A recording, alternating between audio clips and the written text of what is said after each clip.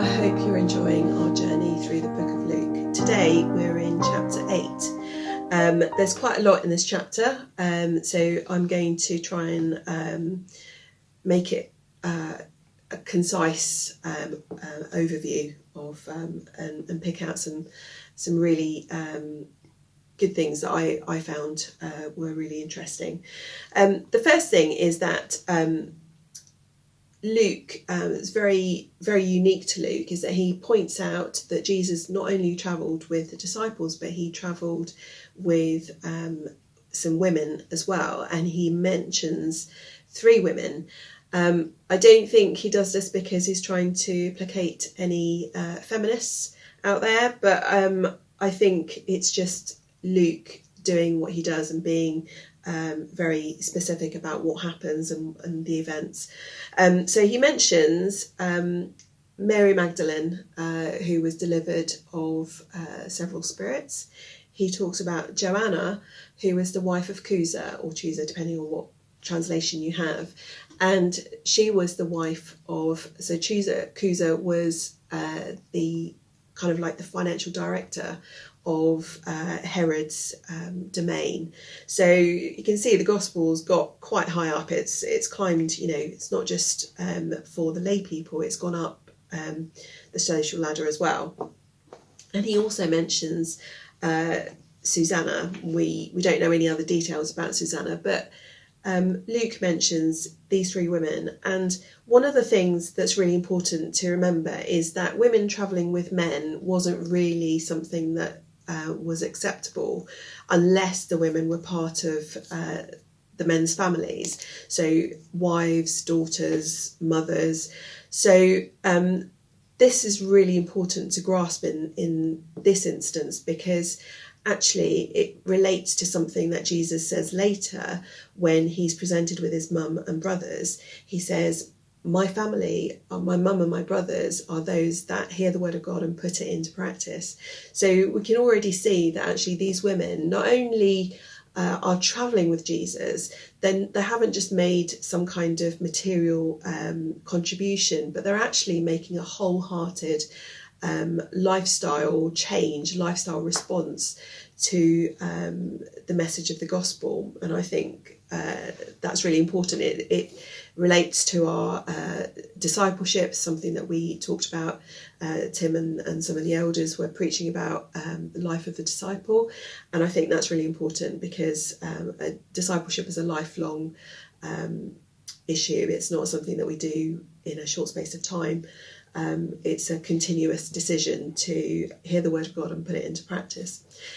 The second point is the gospel is inclusive. So it's not only being preached to men, it's not only being preached to fishermen and tax collectors, but also to a woman who's been demon possessed, the wife of Herod's financial director, shall we say, in our terms.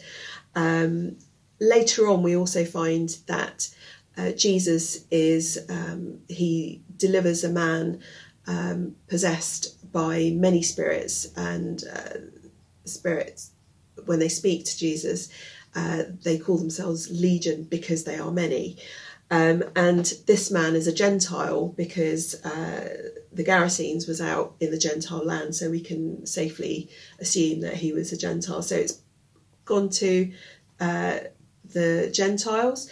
And also the woman with the issue of blood. Now, she would have been ceremonially unclean for 12 years. That's a long time. And, we can moan about being isolated in lockdown. And that's only for, it's been quite a long time now. But actually, compared to 12 years, it's not very long. So this woman would have been unable to mix with anybody else. She wouldn't have been able to go to the temple. And she'd obviously spent whatever she had on medical aid, but she had heard about Jesus, and she was healed when she went forward and touched the hem of his garment. So we can see that the gospel is already inclusive. We don't have to make it inclusive. The third point is that Jesus talks about the parable of what Luke calls the parable of the soils. In other Gospels, it's called the parable of the sower. But actually, the essential point is the soils, and it's about the condition of our hearts and whether the Word of God hits a kind of heart that's quite rocky, and is it, what do we do with the message of salvation? What do we do with the Word of God? Do we take it and really kind of allow it to take root in our lives and allow it to flourish, which is a kind of long-term thing. Seeds don't germinate overnight, they happen over a period of time. So essentially what Jesus is saying, that we shouldn't just hear the Word of God, but we need to be able to put it into practice and allow that light to shine. And when light shines, it dispels the darkness, but it also highlights things in people's lives, in our own lives even, that are maybe not quite so good. And maybe when people see your light, when you're sharing the gospel or sharing your faith with people, it might highlight something that they really didn't want to be reminded about, or didn't really like. They might have received it as judgment, because when people hear the Word of God, sometimes it is judgment that they hear, and they can't see anything further beyond that. So we're encouraged to be not only hearers of the Word, but doers of the Word too. And James says that in chapter 1, verses 22 to 25. My fourth point is that Jesus shows that he's got authority not only over nature, because he's already, in chapter 5, he's already caused a great shoal of fish to be caught in the nets, even though the fishermen have been fishing for quite a long time. So that was the first sort of natural healing, if you like. But also in this chapter, he calms the storm. So that's another example of his authority over nature. He's also got authority over demons. So so we know that he's already cast out demons from Mary Magdalene, but also we read that he's cast out legions from the poor man that had been tortured. And he also has authority over disease, because he heals the woman with the issue of blood. And finally, he has authority over death. And that kind of gives us a little bit of foresight to, obviously, his eventual death and resurrection later on in the Gospel of Luke.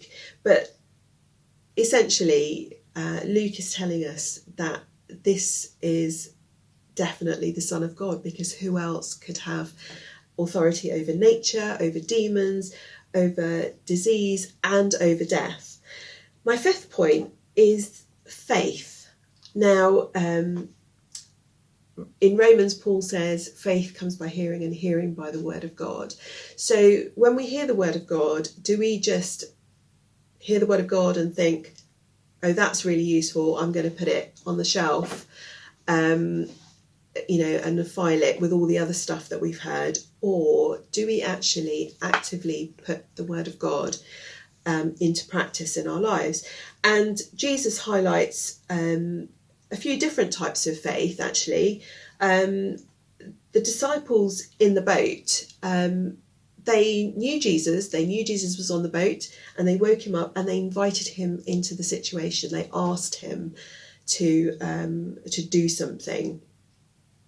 And so that's kind of like a long, they've been developing their faith as they've been walking with Jesus.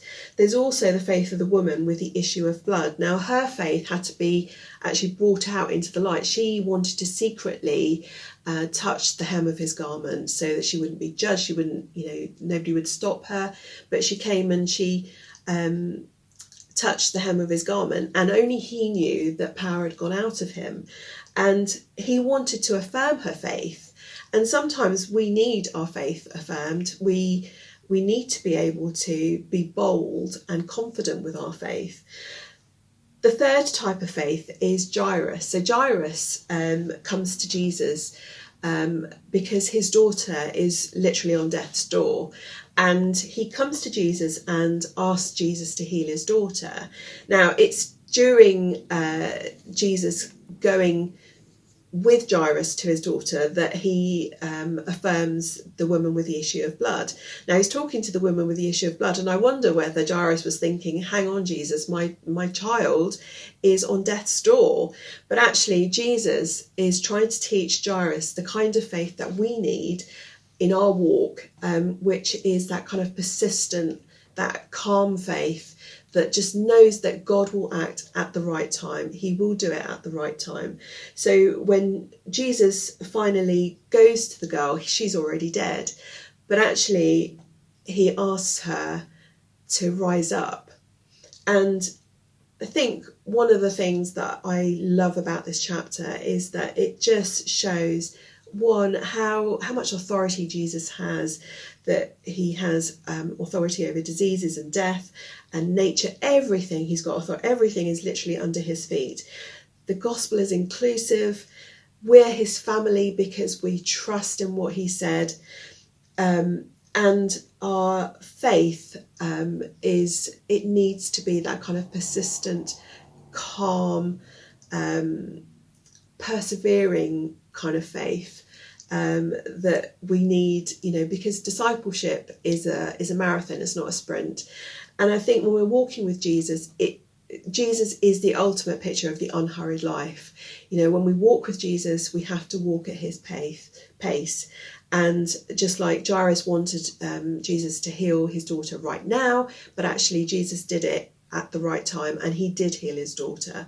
So I hope that you've got some encouragement and some maybe insight that you didn't have before from this chapter. But I really hope that you've been blessed and that you will continue in our journey with the next chapter of Luke.